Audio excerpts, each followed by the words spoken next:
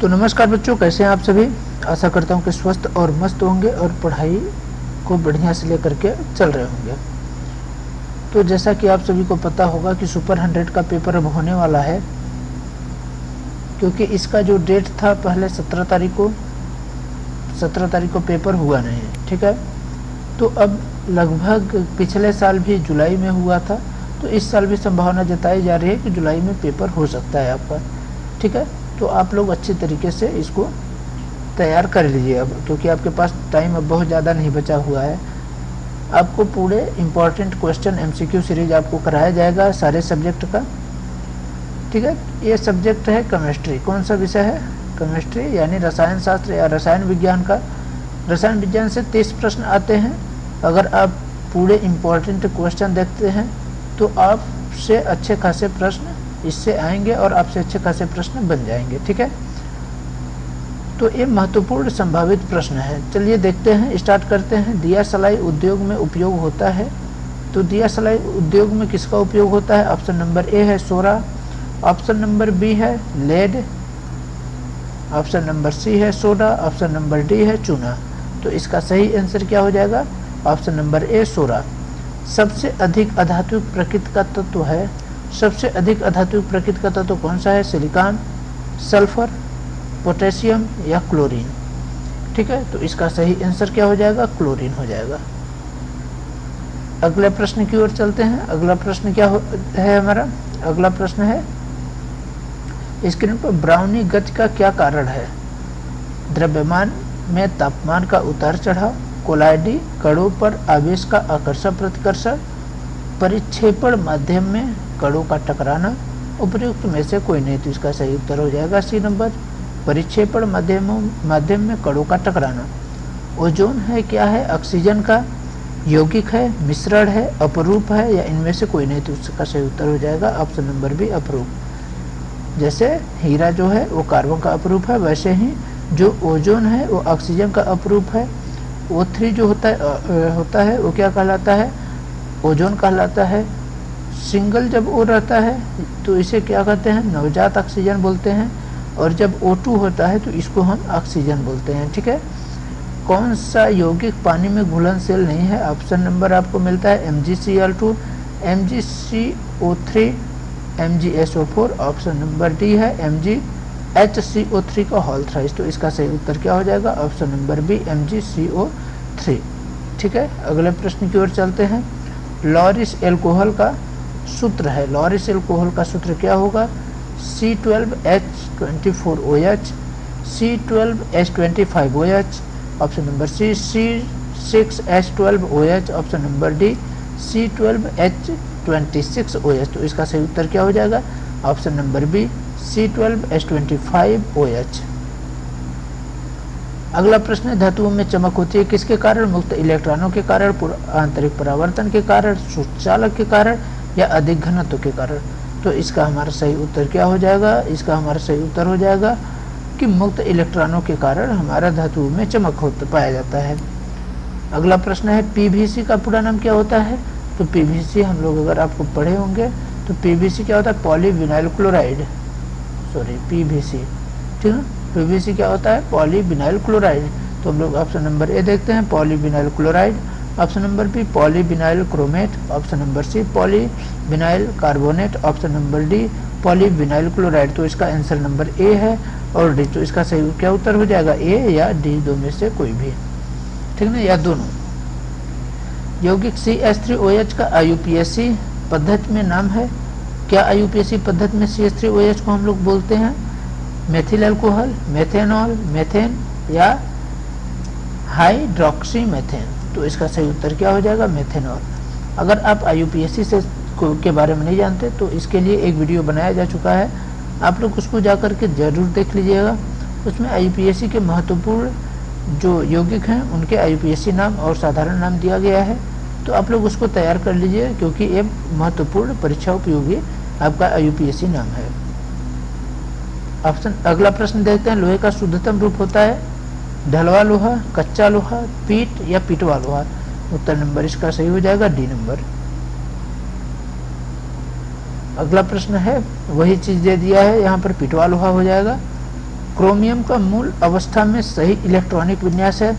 मूल अवस्था में क्रोमियम का सही इलेक्ट्रॉनिक विन्यास क्या हो जाएगा? ऑप्शन नंबर ए है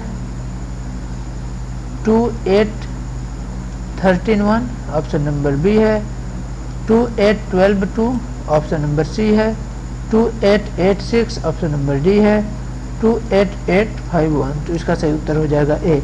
अगर आपको इलेक्ट्रॉनिक विन्यास के बारे में जानकारी नहीं है तो आप लोग कमेंट करके बताइएगा कि अगर आपको इसके बारे में पता है तब तो ठीक है, अगर नहीं पता है तो आप कमेंट करके बता दीजिएगा कि इलेक्ट्रॉनिक विन्यास के बारे में आपको पूरी जानकारी दे दी जाएगी। इसके लिए एक वीडियो बना दिया जाएगा जो कि इलेक्ट्रॉनिक विन्यास से संबंधित होगा। उसमें जितने भी आपको कन्फ्यूजन होंगे उसमें पूरा सॉल्व कर दिया जाएगा। ठीक है, चलिए अगला प्रश्न, निम्नलिखित अभिक्रिया में आयरन कार्य करता है, जो आयरन है वो किस रूप में कार्य करता है?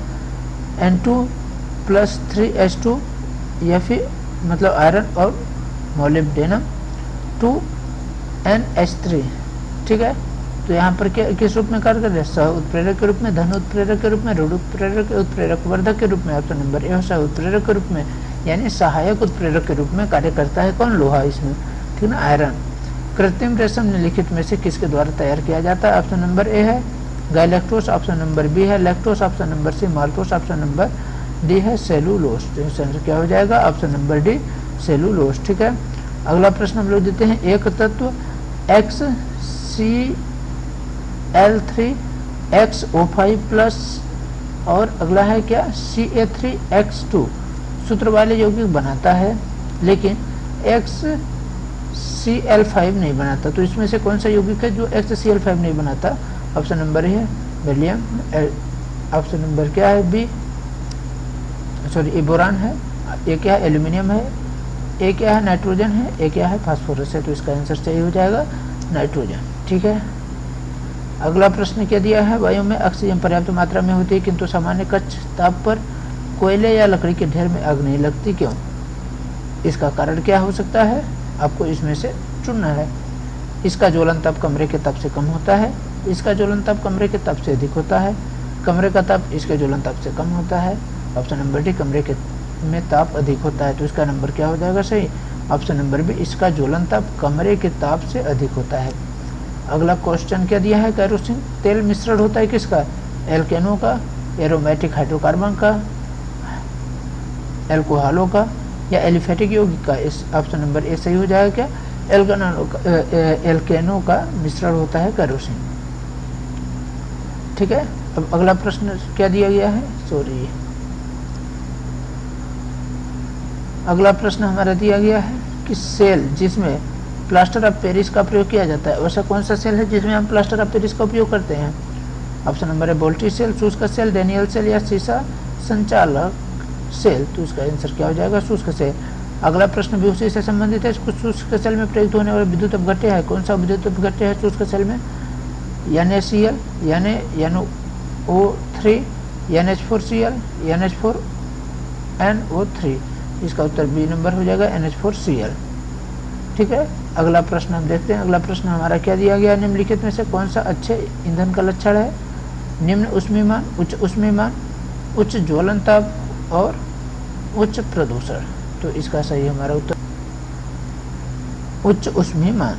ठीक है, यानी जहाँ पर हमको ज़्यादा हीट मिलेगी, जहाँ हमको ज़्यादा उष्मा प्राप्त होगा वह अच्छा ईंधन है। अच्छा ईंधन वही है जिससे हमको उच्च उष्मा मिले। ठीक है, अगला है चट्टान तथा जीवाश्म का जीवनकाल निर्धारित करने की विधि है, किसके विधि द्वारा हम चट्टान और जीवाश्म का जीवनकाल पता करते हैं? रेडियो हाइड्रोजन काल के द्वारा, रेडियो मैग्नीज काल के द्वारा, रेडियो कार्बन काल के द्वारा। तो इसका और उपयुक्त में से कोई नहीं। इसका सही उत्तर क्या हो जाएगा? हम लोग कार्बन डेटिंग के तरीके से इसका उपयोग करते हैं, यानी कार्बन का जो है, तो इसका उत्तर सही हो जाएगा सी नंबर। ठीक है, अगला प्रश्न देखते हैं। अगला प्रश्न हमको क्या मिलता है? वही वाला प्रश्न फिर से यहाँ पर रिपीट हो चुका है, तो फिर हम लोग अगला प्रश्न देख लेते हैं। आवर्त सारणी में सबसे कम विद्युत धनात्मक तत्व है, तो विद्युत धनात्मक, सबसे कम विद्युत धनात्मक यानी ऋणात्मक तत्व इसमें से कौन सा है? सबसे मतलब सबसे अधिक ऋणात्मक कर सकते हैं या सबसे कम विद्युत धनात्मक?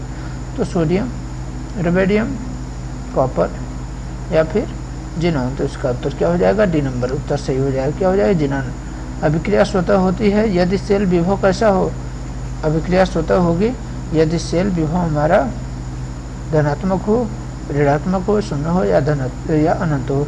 तो इसका सही उत्तर क्या हो जाएगा? ए नंबर, धनात्मक। अगर सेल विभव धनात्मक है तो हमारी अभिक्रिया कैसी होगी? हमारी अभिक्रिया स्वतः होगी। ठीक है, अब हम लोग चलते हैं अगले प्रश्न की ओर। ये हमारा अगला प्रश्न है, सीएनजी का विस्तृत रूप है। सीएनजी का विस्तृत रूप हम क्या बोलते हैं? Compressed natural gas. ऑप्शन देखते हैं हम लोग ऐसा क्या है? Compressed natural gas. Option number B हमारा सही उत्तर हो जाएगा। ठीक है, किसी पदार्थ में विद्युत ऋणी भाग का कम होना कहलाता है। किसी पदार्थ में विद्युत ऋणी भाग का कम होना क्या कहलाता है? आपको ऑप्शन मिल रहा है उपचयन, अपचयन, वियोजन या संयोजन। तो इसका सही उत्तर हो जाएगा ऑप्शन नंबर बी, अपचयन। अगला प्रश्न क्या है? निम्नलिखित में से कौन सा कथन उत्प्रेरक के लिए गलत है? इसका प्रभाव विशिष्ट होता है या समयावस्था में बदलता है? इसकी थोड़ी सी मात्रा पर्याप्त है यह किसी क्रिया की गति में परिवर्तन करता है। तो इसका उत्तर क्या हो जाएगा? यह समयावस्था में बदलता है। ऑप्शन नंबर बी इसका सही उत्तर हो जाएगा। ठीक है, आशा करता हूँ कि आप सभी को ये समझ में आ चुका होगा अच्छी तरीके से। अगर आपको इसमें कोई भी प्रॉब्लम हो तो आप लोग कमेंट कर पूछ सकते हैं, या कोई भी डाउट हो तो आप लोग ज़रूर कमेंट करके पूछिएगा। अगर आपको वीडियो अच्छी लगी हो तो आप लोग इसको लाइक कर दीजिए और अपने दोस्तों तक शेयर कर सकते हैं। और अगर आप चैनल को भी हमारे चैनल पर अगर नए हो तो इसको सब्सक्राइब करना बिल्कुल न भूलें। ठीक है, धन्यवाद। आशा करता हूँ कि आप सभी स्वस्थ और मस्त होंगे। धन्यवाद।